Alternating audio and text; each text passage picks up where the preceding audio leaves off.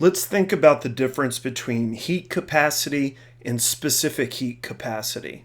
Heat capacity is an extensive property, which just means that the heat capacity is proportional to the amount of substance involved in the reaction or the process. Specific heat capacity is the opposite because it's an intensive property, so it doesn't matter how much or how little of a substance that you have.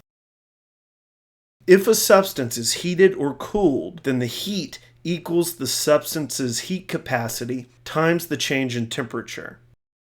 Now, if you're working in a situation where the pressure is constant, remember that the heat equals the change in enthalpy. Therefore, in a constant pressure situation, the change in enthalpy equals the heat capacity times the change in temperature.